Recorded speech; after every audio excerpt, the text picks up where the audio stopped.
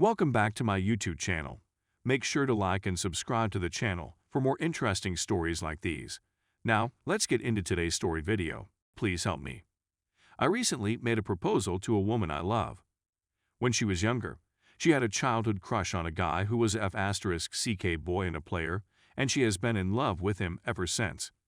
When they were together, contrary to her claims, they were in a relationship a couple of years ago. Her mom and her two best friends told me they were a couple. In regards to this individual, I've always had a sixth instinct, or spider sense, that he wasn't fully out of her life even though he is aware that she is with me and she says they don't interact with one another. I have never prohibited her to speak with anyone. Consequently, we just went on a trip for the holidays and New Year's Day celebrations. I had to go back to our hometown before she because, I had to go back first. Because of work, she was able to stay with her parents for another week while I was away at work. In our relationship, we've been having problems because we have so little intimacy for a variety of reasons that sound more like excuses from her. Her parents are visiting, she's tired, she has to work the next day, her son is in bed with us, and a few others. And she also claims to be madly in love with my physical appearance, which I believe to be a lie. I generally say lovely things to her, offer her sound advice, and give her gifts as a gesture of affection. As a result, I've never treated her as if she were unimportant, and she knows the passwords to all of my social media sites. I don't have a password on my phone, so she can log in whenever she wants since I have nothing hidden. As a result of my recent breakup with a woman who had cheated on me while I was on drill, I no longer had any side girlfriends. On December 31st, my fiancée and her son participated in a local activity for children with the help of a friend, and her woman friend posted pictures of the event on social media, not my fiancé. When he saw the photos, he immediately phoned my fiancé. My fiancé said that he had called her and that they had spoken for a long period in an attempt to catch up, but I had the impression that she wasn't telling me everything. She asked me to get her phone and do some work on it a few days ago. When she did, I noticed they were having a conversation in WhatsApp, and I went to read what they were talking about, and it was nothing out of the ordinary. But I then proceeded to enter my fiancée's chat with her two best friends. I knew this was wrong, but I had a feeling there was more going on, and that she wasn't telling the truth. In this conversation with her two closest friends, additionally, my fiancée said that she had told this guy the same thing about having S, but that they needed to wait until the proper time.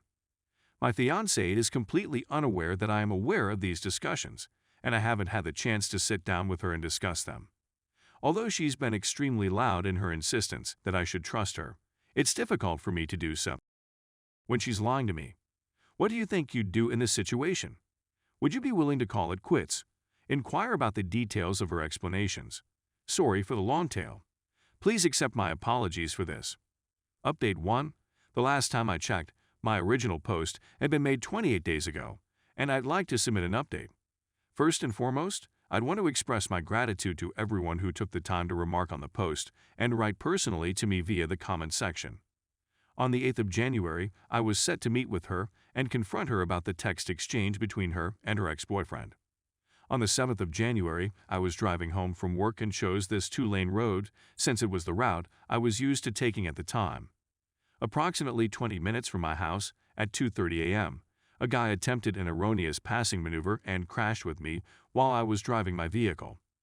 The guy died on the spot, and I lost control of the truck as a result of the collision, and the semi ended up buried in a ditch behind a house. I had lost consciousness, and I only regained awareness after a period of time when a motorist behind me and another individual called my name from my passenger door. In order to get help as fast as possible, I dialed 911 and the police, and then I phoned my girlfriend to let her know what had happened. When she came, she spent an hour driving a 20-minute trip, then approached me at the ambulance, went about to investigate the accident site, and then returned to her car to make a number of telephone calls. After 30 minutes, she told me that she needed to use the restroom and departed the area, leaving me to weep alone at the site of the crime. I found out she was talking to her ex-boyfriend instead of being with me a few days later when I needed her the most. As a result of the accident, she has been supporting me with my injuries in the days after the crash, because I have been unable to use my right leg since the accident. As a consequence of this, I had injuries to my back, neck, and right arm, as well as mental health problems as a result of the driver's death.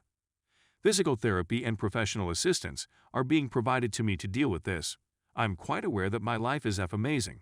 You all advised me to dump her, and I had planned to wait a few weeks so that I might benefit from the aid she is offering me, but after what happened yesterday, I'm not going to wait any longer. I'm ready to move on. Continued investigation revealed my girlfriend and one of her closest friends making fun of my appearance. My GF telling her two best friends she wasn't sure she could have the same connection she had with her ex with me, and my GF notifying her ex of our problems. I was shocked. On the way there, she asked me what my psychologist had told me, and I replied, "My doctor asked me if you're willing to seek help to help the relationship," to which she became offended and began raising her voice at me. And ladies and gentlemen, at that moment, I told myself, F the help she's giving you, hit the F out.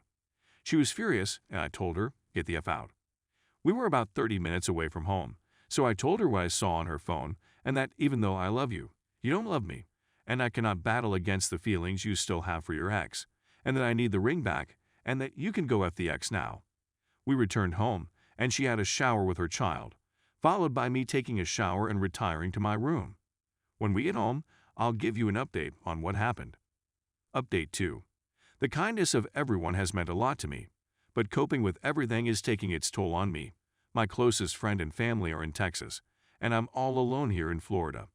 This communication has been sent late due to the fact that I am unable to devote much time to it due to appointments with the psychologist, therapy sessions, and medical visits. We washed and went to bed early the next morning after returning from her son's therapy session the previous evening. After raising a disturbance and being a pain in my neck, he fell asleep very quickly, and she indicated a want to communicate with me, so we had a conversation. In other words, she was the one who asked me to explain why I'm continuously furious, why I said all of those things to her, what's wrong with me, and so forth. She was concerned about my health and wanted to know what was wrong with me. I informed her that I had witnessed her making fun of me with her friends, telling her friends she wants to sleep with her ex, and flexing to her friends that she had informed her ex that she wanted to have S with him, among other things. I also informed her that I had witnessed her making fun of me with her friends, telling her friends she wants to sleep with her ex, and flexing to her friends that she had informed her ex that she wanted to have S with him, among other things. Her behaviors and those of her mother caused my second source of dissatisfaction with her. I am the man of the home, and her kid, who is 7 years old, does not respect me as a consequence. It was a shame that we were unable to have S as a result of her explanations. Nobody seemed to be worried by the fact that his youngster had behaved in an inappropriate manner. One thing I was informed was that my remarks on domestic concerns had been neglected, among other things.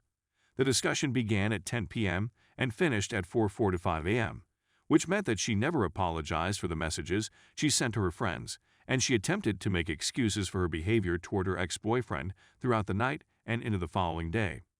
We discussed how being in a relationship is particularly tough when you are with someone, but yet feeling alone, and she immediately agreed with my assessment of the situation.